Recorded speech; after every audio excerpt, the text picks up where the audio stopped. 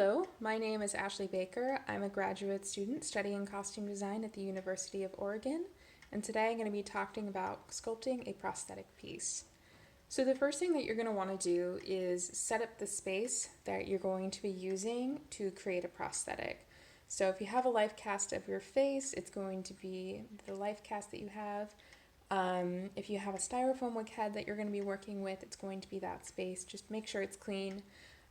I'm doing a pair of devil horns. I've already finished the first version here. And I've decided that since my forehead is flat enough, I'm going to do this on a flat surface.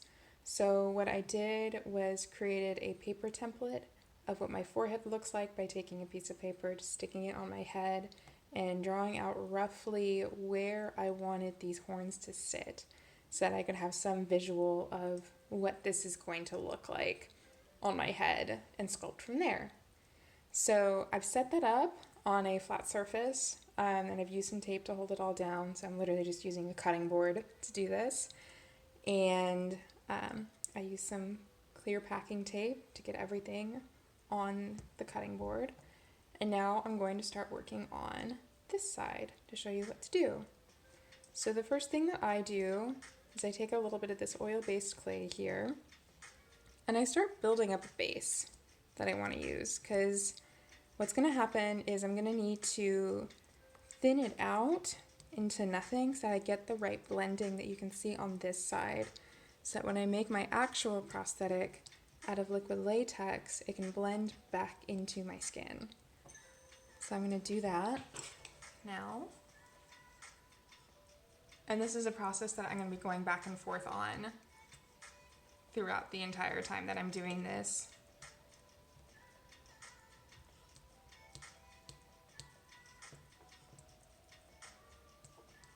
So now I've got a bit of a base there.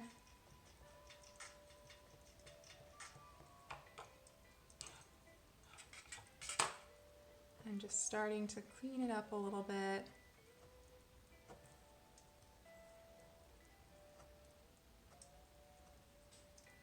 And I'm kind of trying to keep it close to where the original lines that I had for this piece were, because I don't want it to go too far off from the template that I have created.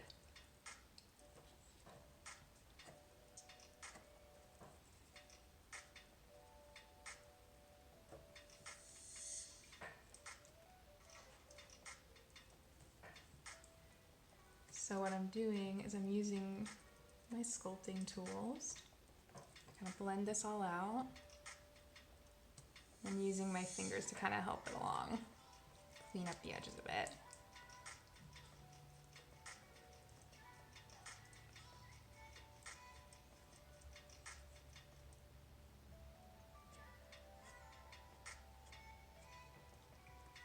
There we go. So now I have pretty decent base to work off of, so I can start building everything up from there. And because this is the second horn, I'm gonna also be checking to make sure that the size of this one is gonna be similar to the size of this piece. And I'm gonna try building this up a little bit at a time,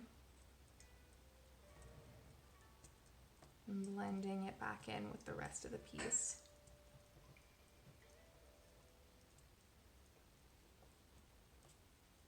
So I'm gonna try to use some isopropyl alcohol to help that out.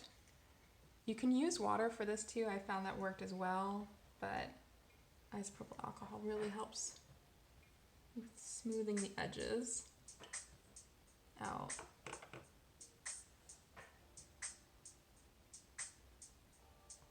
However, isopropyl alcohol will take out a little bit of the oil-based clay that you're using.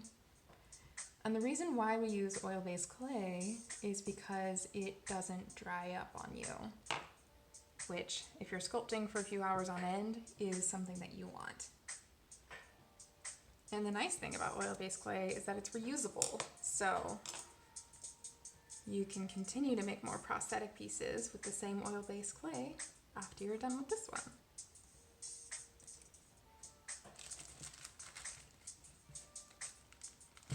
So I'm still kind of trying to build up this piece as much as I can, smoothing it out where I can.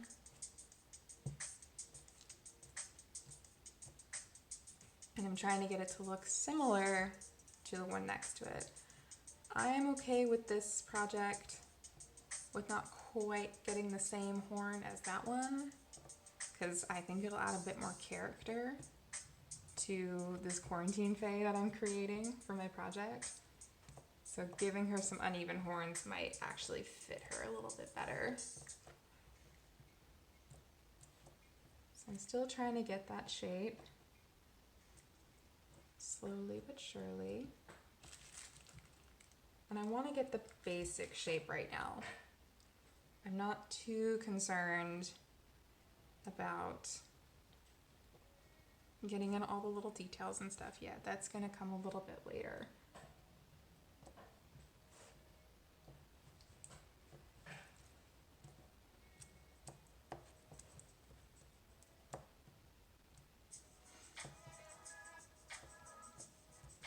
So that's getting closer to what my other horn is doing, which is what I want. So I'm just gonna kind of clean it up a little bit. I'm gonna add a little bit more because I'm gonna end up taking away from this horn as I'm building it and giving it more detail. So I want to make sure that I have that little bit of extra so that I can take away, really sculpt what I want.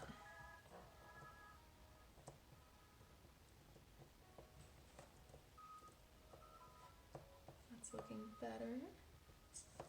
I'm gonna give it a little bit of a curve in at the top because I like that for this shape. However, I'm not gonna turn it all the way in on itself, because if you do that with a prosthetic piece, it won't come out properly with the type of mold that we're making. If it was a two-part mold, we could actually have it curve in completely, but because this is only one, it won't come out properly, and before you'll be able to get it out, you will likely just tear the whole thing apart first. So I'm gonna keep myself from doing that. Now I want to blend this back in a bit, the bottom here.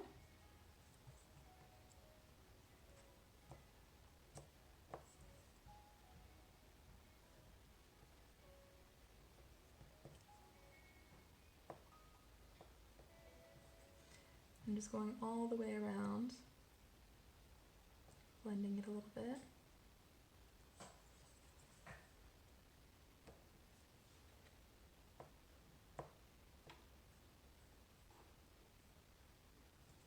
And it really is just a lot of going back and forth and cleaning things up as you go.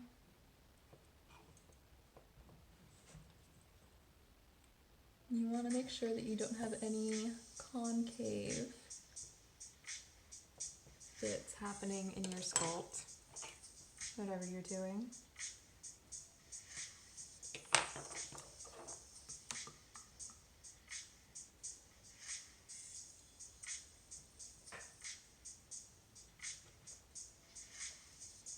If you do have something that is concave, you want to kind of blend that out, because that could also cause the prosthetic to tear when you make it.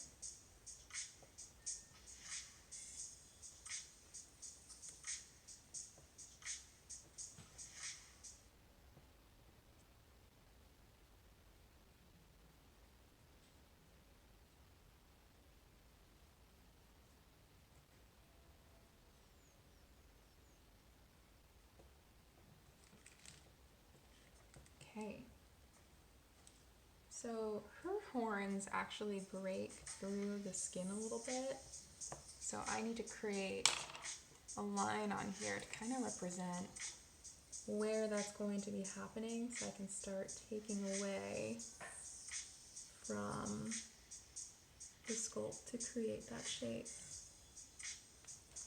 So I'm just going around here, and I'm drawing an uneven line with this piece to give me that shape that I want.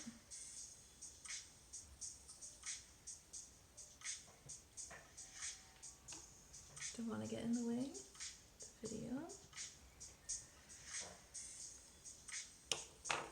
Okay. So now I'm going to start sculpting things away and starting to build that line up a bit.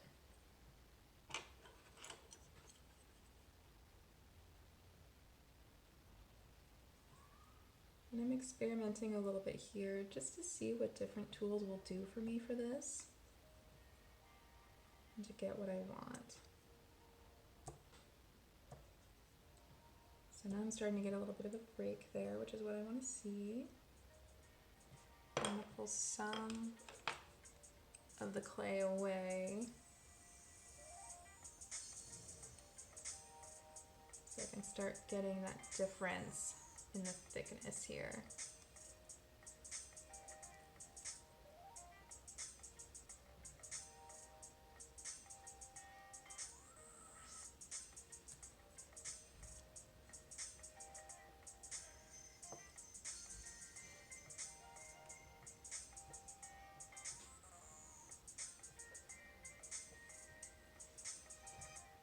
And I'm starting to see it come out, which is great. That's what I want to see.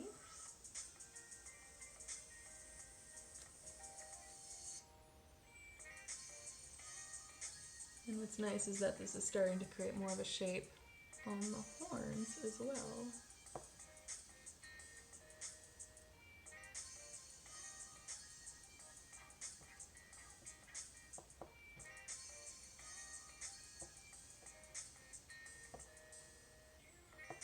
But if you notice, I'm not trying to do anything that's concave to create this surface.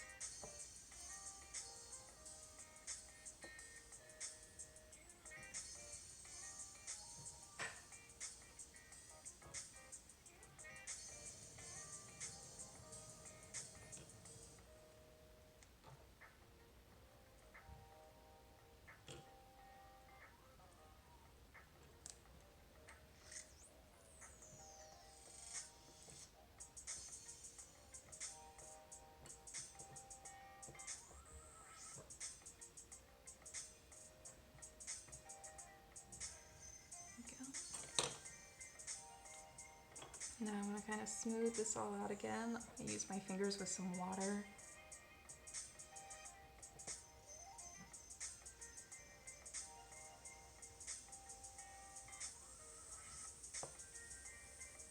You notice that's cleaning it up a little bit.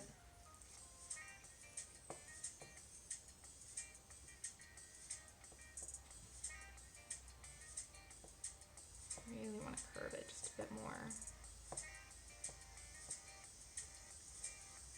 And there we go.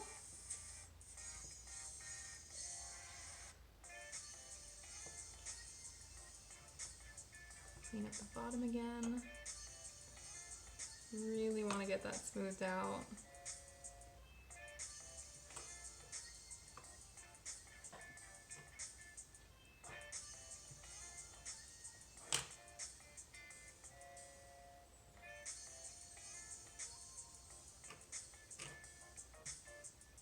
So now we're starting to see that there's a bit of a difference between the horn and where the skin is. That's what I want to see.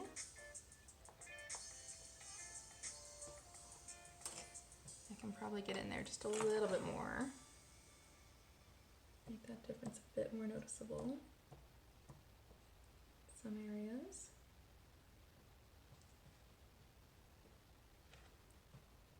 Right now I'm just going to do a bit of shoving to get that to work.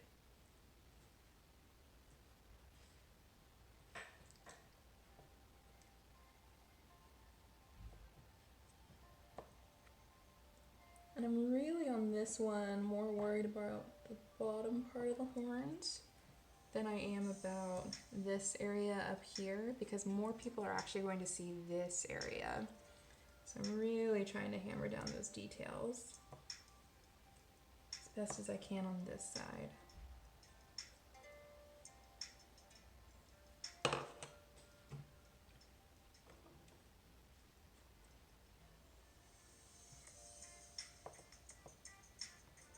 Okay. Now I'm just going to go back in with some isopropyl alcohol again. Really clean that up. Smooth it out. Get that excess out of there.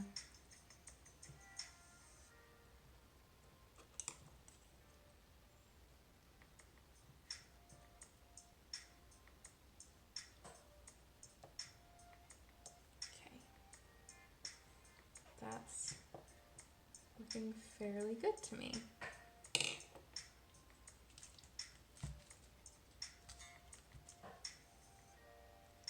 I think I'm just going to come back in. Actually,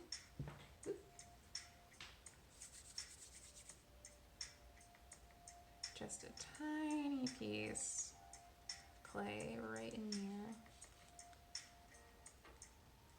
Realizing that I just want to stick that part out just a wee bit more.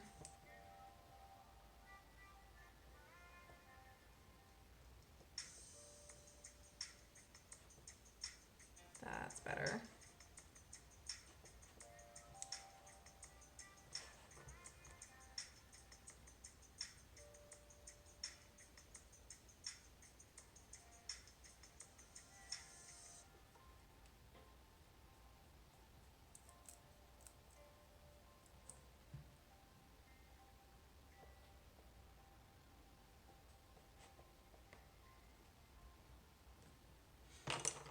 And then we'll just kind of angle that out a little bit.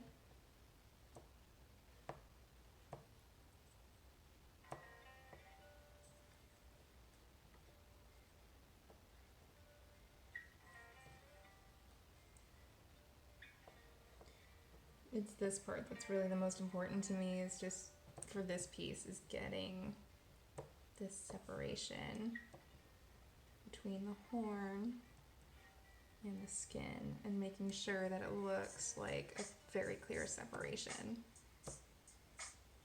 but also something that is very natural.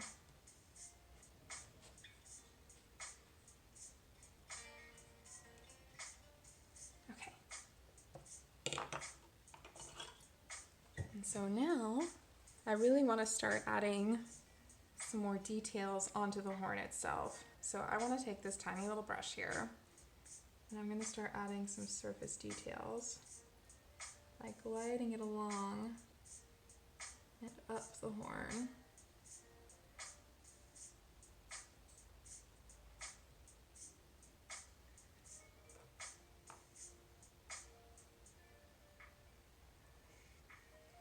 So as you can see, what this is doing is it's just creating these little scratches.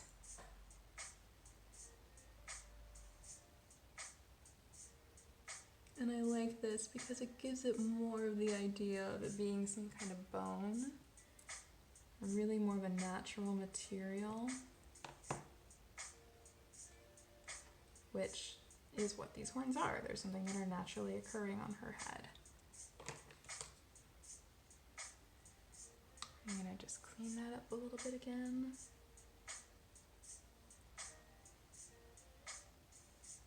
And now I have this nice little surface texture that's starting to appear.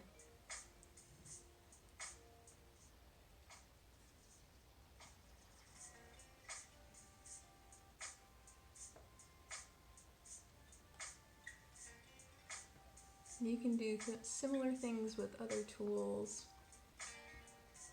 But you want to get something in there that makes it not just like a piece that you sculpted and is extra smooth, unless it's supposed to be for like a robot or something, that it has to be extra smooth. And so after that, I'm going to take this and I'm going to start doing a few kind of bigger scores throughout.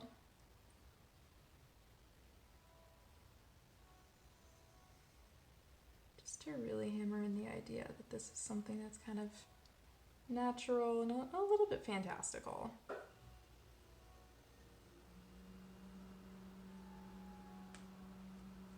really give it some nice texture.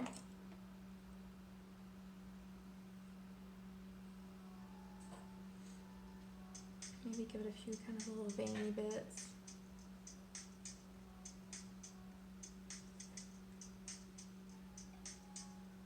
I want this character to be kind of a cool, fantastical,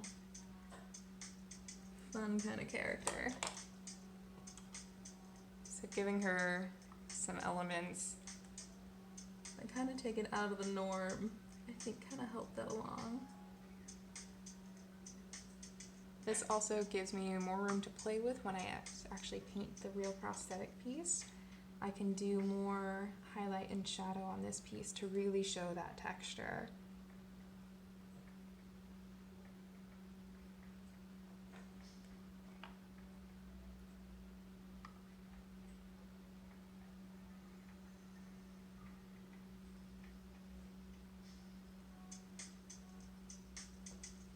And there we go. So the last thing that I really want to do is to start looking at the skin area here. And I think that it looks better if you can create some of the natural abnormalities that you would see, or really, it's not really abnormalities, it's just what naturally happens on your skin. So I'm going to take this tool again, and I'm just going to really gently poke into this prosthetic here to create what in essence is skin pores. It'll make it easier for me to blend this back into my skin as well, since there will be this slight texture to the piece that I'm doing.